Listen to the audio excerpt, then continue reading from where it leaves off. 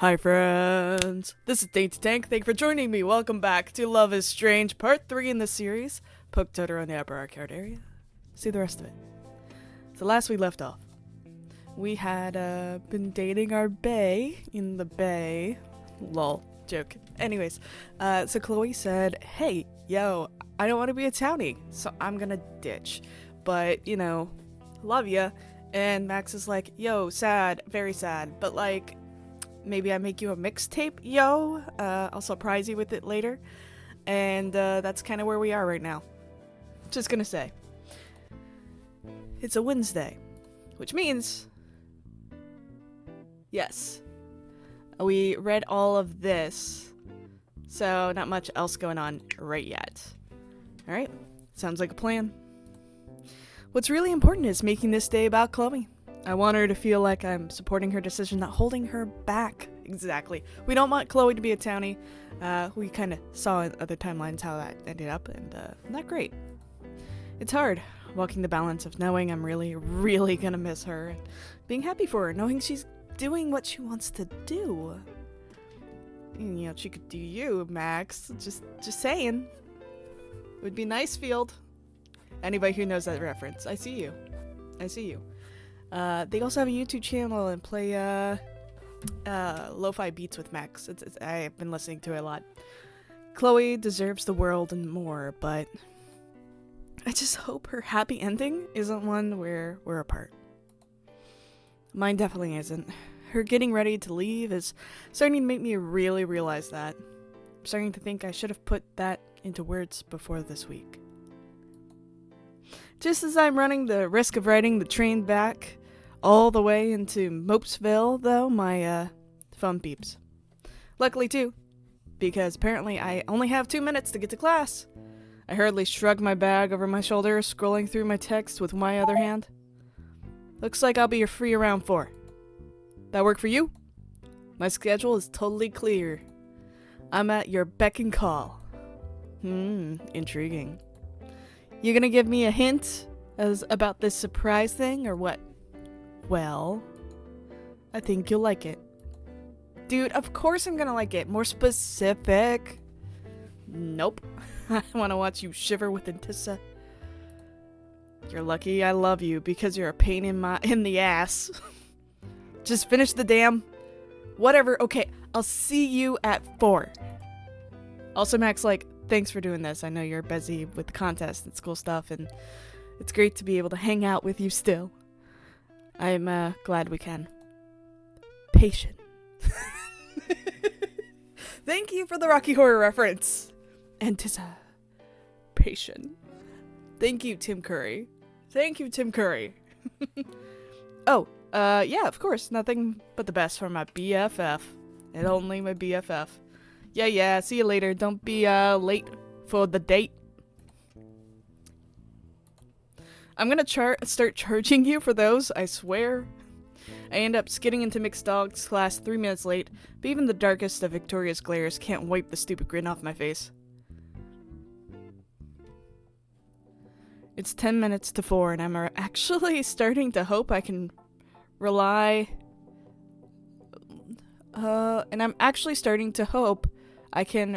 rely on Chloe's chronic lateness? I think that's what it meant. I ended up getting to the boardwalk later than I expected, scrambling to get my work done for class tomorrow and getting caught up in brainstorming for the contest. In the end, I just decided to text Chloe asking if she wouldn't mind meeting up here. She's the one with the truck after all. And it's faster than Blackwell's bus, even if its upkeep is somewhat doubtful. Similarly doubtful. I dare you to say that to my truck's face.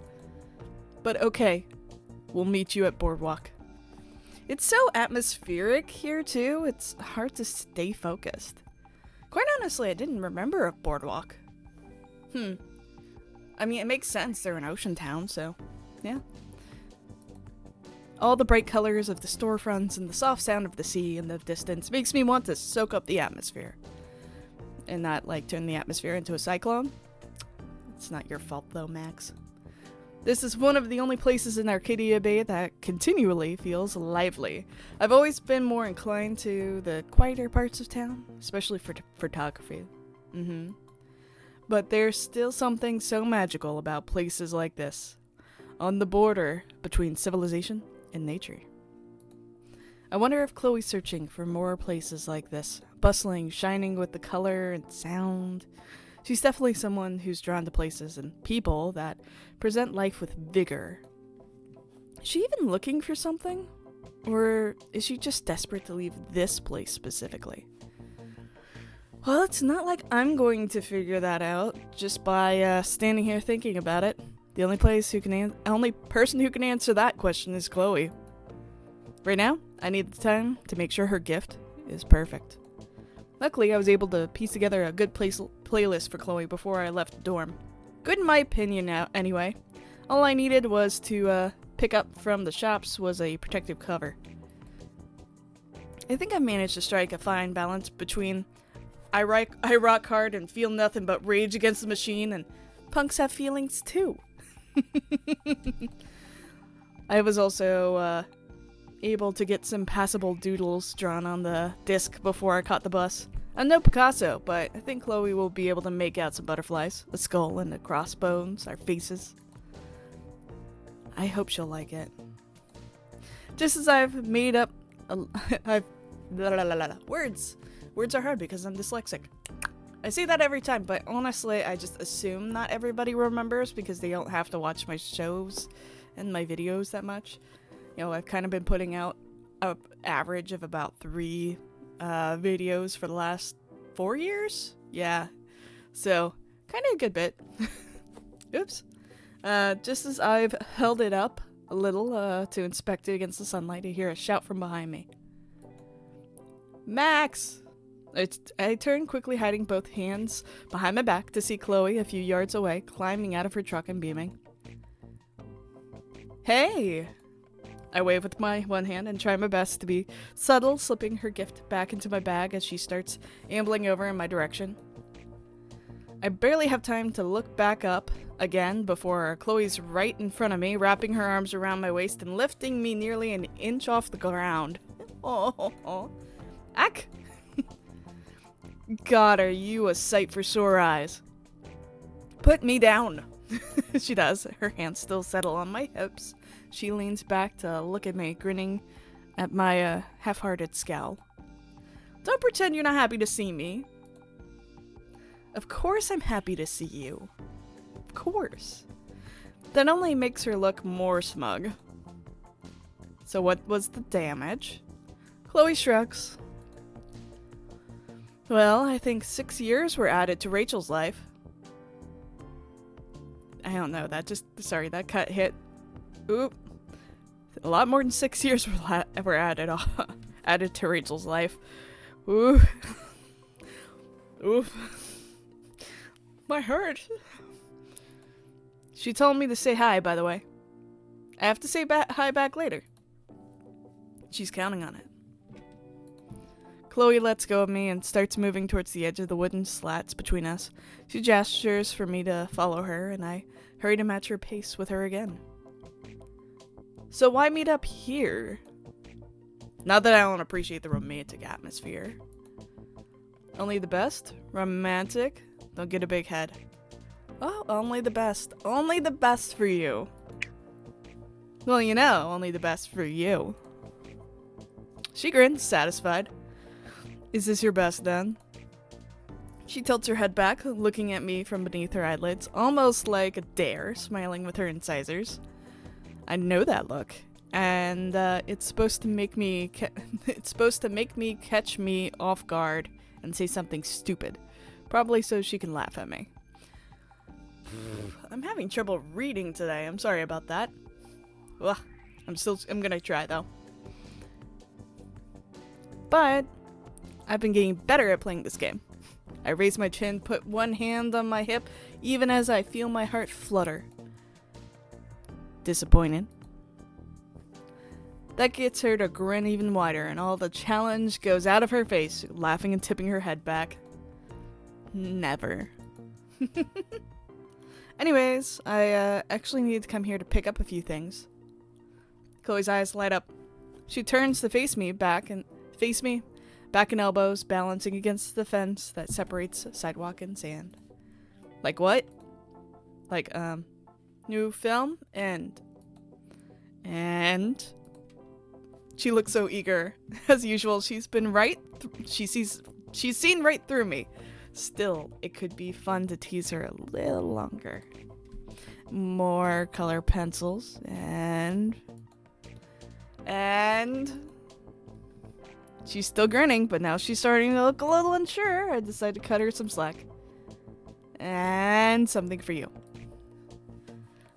She brightens, springing up straight again. There's nothing straight about that, Chloe. I can't help but grin back, my hands coming up to wrap around my bag strap.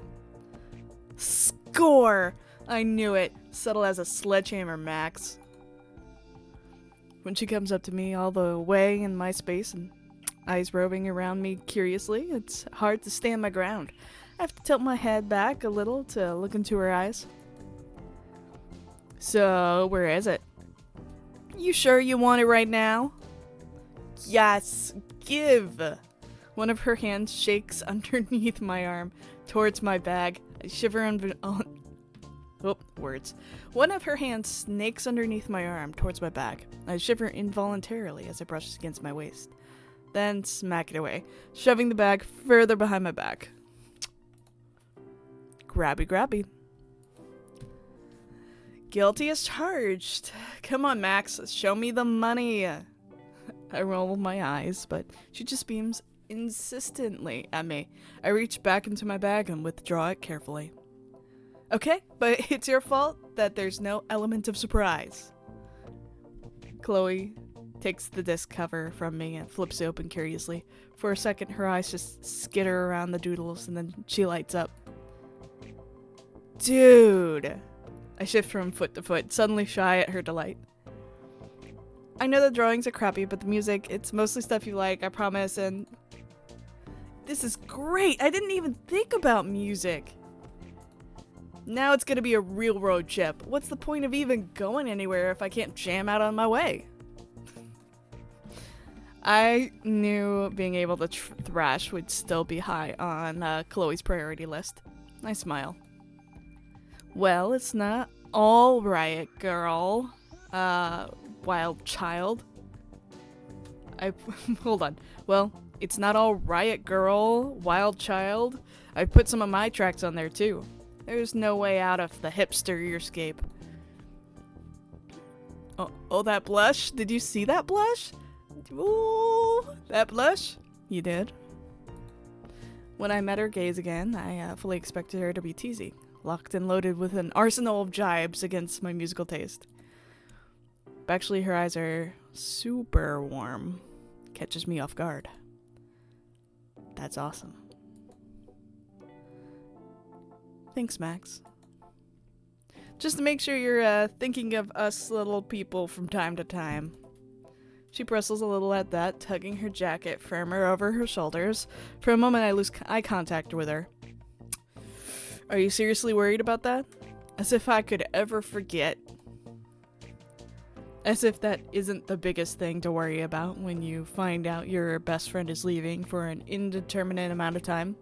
Especially when yours truly is guilty of exactly that. Still, I try to keep my tone light. Coming to stand beside her, lean back on the fence some. Well, you never know. I've heard there's a lot of world out there, Chloe. It's easy to get distracted.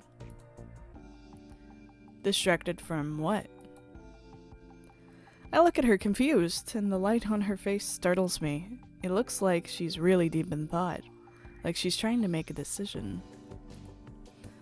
Whatever the decision is, she seems to settle on it. She looks back at me again. Her eyes are really determined and kind of intense.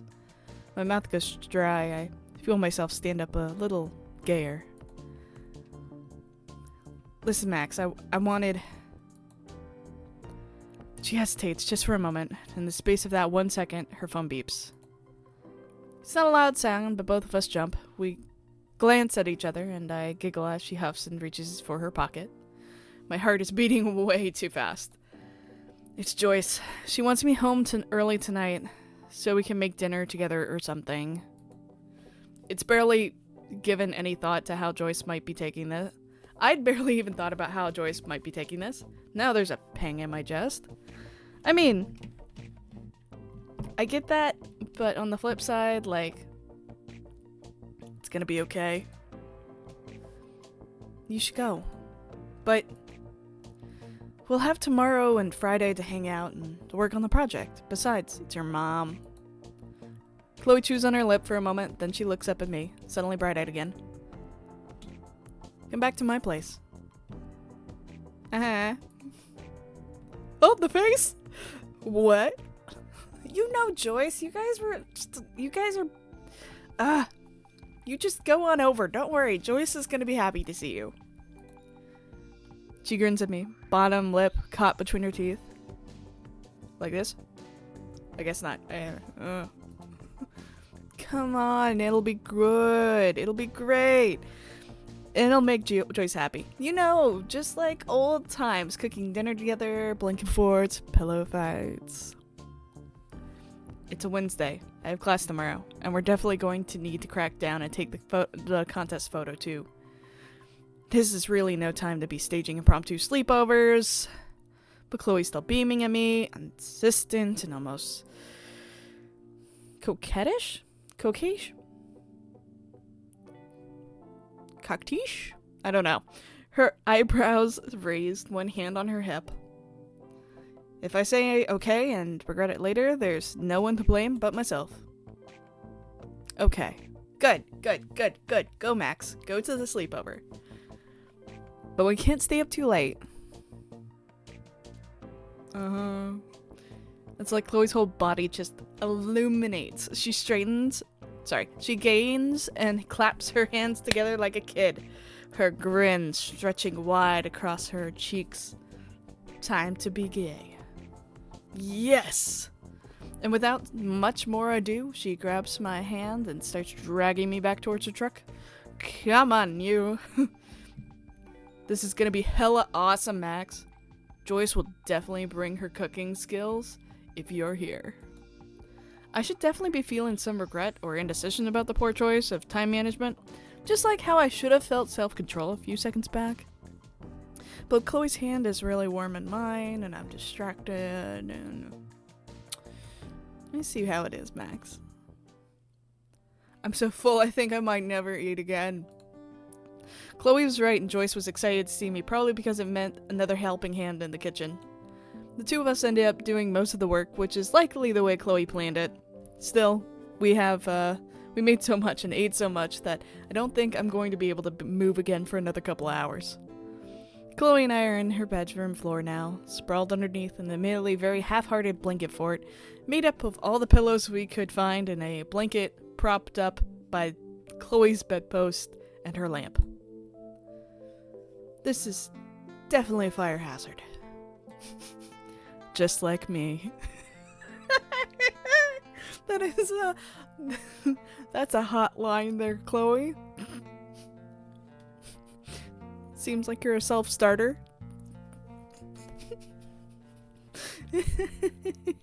You really bringing the heat on this one. You signed up for this. We see each other. You signed up for this. You're like dainty. I'll watch you. Good. You're gonna be gay. You're gonna be punny. We're gonna be funny. And, you know, I enjoy it. Just like me. She's laying on her back, arms folded under her head, and I'm on my elbows, leaning back. We've drawn our knees up to conserve space, but our legs are still bracketed around each other. I'm exhausted. It's only, what, 7-ish? It's not a bad thing, though. Maybe we can get to bed at a reasonable hour after all. Chloe groans, shifting a little to spread her arms out wide. Reasonable hour? Oh, right, because of the contest. Have you started coming up with a game plan yet? I tilt my head back. Chloe doesn't pay a lot of attention in photography class, but I know she'll do her best for whatever I ask of her. The contest is a lot of pressure on its own, but having Chloe's goodwill resting blindly on me is heavy too. Sort of. The junkyard was such a cool idea, Chloe, and there's so much opportunity for a different kind of shots. Even though she's flat on her back, I can still see her preen. I grin up at that blanket.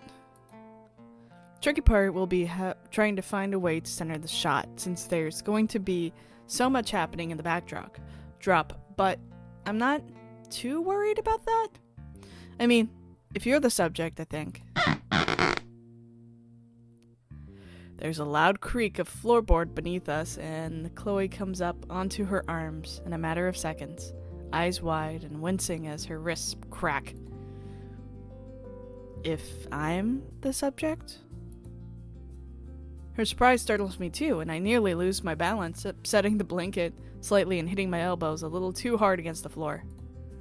I thought Chloe already assumed she would be the subject, but in retrospect, I guess the both of us were too distracted to actually talk about it? I turned a little red. Kind of careless, Max. Yeah, I thought... But I didn't ask, sorry. So if you don't want to, that's totally like... No, I mean, I'll do it. I just... She glances away, and it takes me a second to realize she looks a little shy all of a sudden. It's such an unfamiliar expression on her that it takes me a second to recognize it. If you wanted a model, you should have asked Rachel. I asked you. You're already in my photos. You're eye-catching. I asked you. I'm gonna save on this one. That's a cop-out. That's like, yeah, you're already in my photos. You're eye-catching. I asked you. I think I'm just gonna be direct. I asked you. But I asked you. She just snorts like she's still not meeting my eyes. I gain my arms, pushing myself all the way up to look at her better. Rachel does amazing shots, of course, but the theme was bonds between people, right? That finally gets her to glance back at me, but her expression is unreadable. She's still not saying anything, so I go on. The feeling behind the photo is what's really going to count, and if it's you and me, then... I falter because if it's her and me, then... What, exactly? I don't have the words to describe the bond between me and Chloe. All I know is that it's strong. She watches my face for a couple seconds, eyes flickering. I almost cringe, thinking I've messed up. Then she grins and lies back down again, hands on her stomach. Yeah, fuck yeah, we're gonna kill it! Well, I think that covers that topic. Besides, photography is something that happens in a moment, and I realize something you could plan out in advance.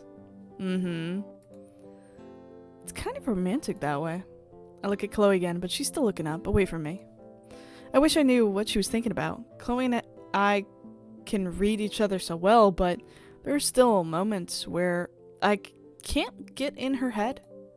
The silence is broken a little by the sound of Joyce passing underneath the stairs, singing softly to herself. Chloe's fingers curl up. So you've already talked to Joyce about you going? Chloe glances down at me in surprise, then grimaces and looks back up at the ceiling. I knew it'd be an uncomfortable subject, but I'm hoping for the best.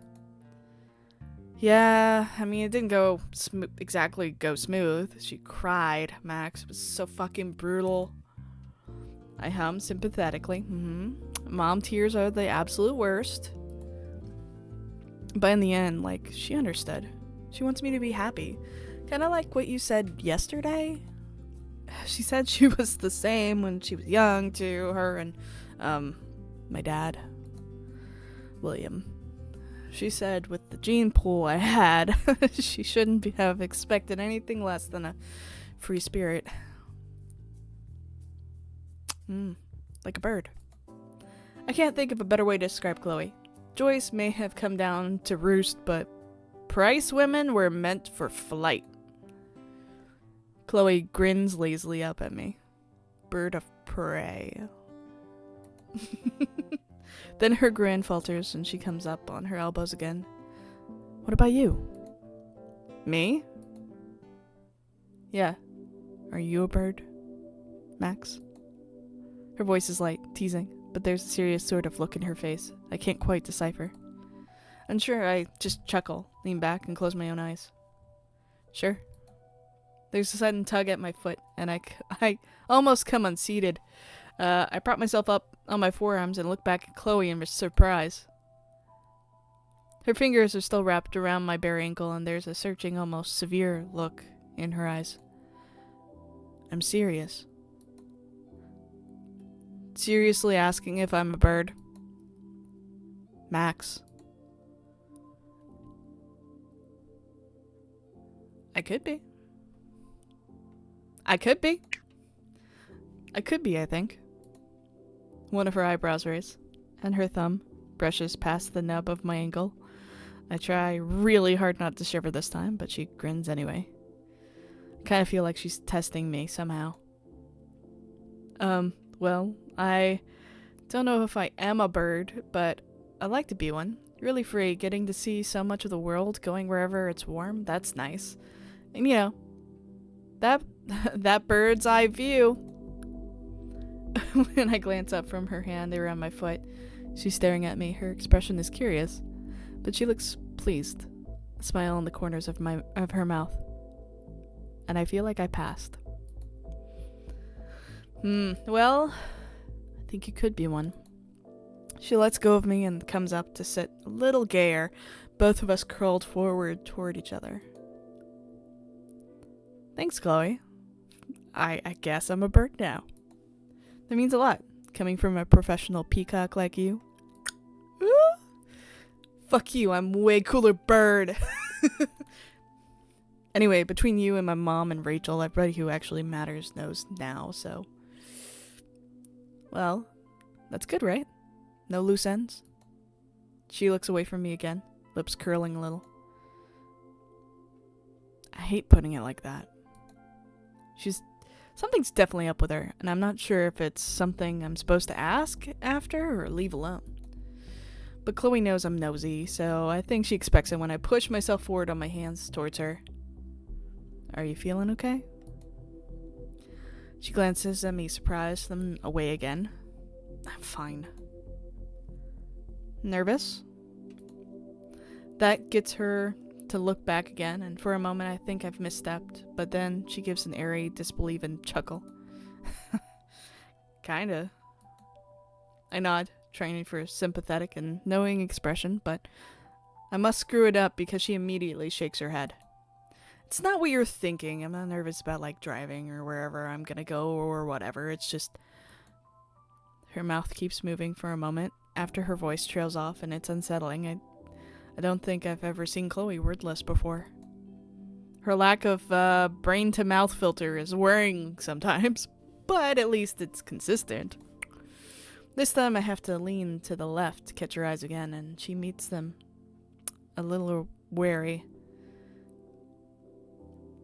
Then tell me what I should think. Chloe, I'm not mad at you. You know that, right? I just want to know what's going on with you. I want to get it. Like you said yesterday. It's not like you owe me explanations or anything, but, you know, you can still tell me anything, right? And I'll listen. I want to be there for you. She startles me when she leans forward, not breaking eye contact for a second. Our faces are very, very close. And she crosses her arms across my knees and rests her chin there, looking up. You already are here. Her calves are pressing in around mine now.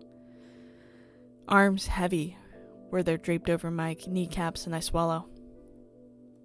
She's grinning up at me, cat-like and intrigued. Come on, I was being serious. I curse myself for stuttering, but Chloe doesn't seem to notice, just pushes herself off my knees again. I'm being serious too. Max, it's just cool that you're here. It's cool that we can still hang out, and that you're making this time for me and being a dumbass. Being a dumb? But she just laughs, stretching her hands over her head and then flipping up the edge of the blanket beside her. Chill. Anyway, I'm in a movie mood. It'll help us digest. You got any suggestions? Ooh. Donnie Darko or Final Fantasy Spirits Within. Ooh la la la la. I don't know what we watched before, but quite honestly, I don't like either of these. Okay, I gotta defend myself here. Donnie Darko is an objectively interesting movie. It's just not my thing. Final Fantasy Spirits Within, also objectively a really good movie. Not as well plot-wise, but very pretty. Neither are my cup of tea. I would rather watch Rocky Horror. Just saying.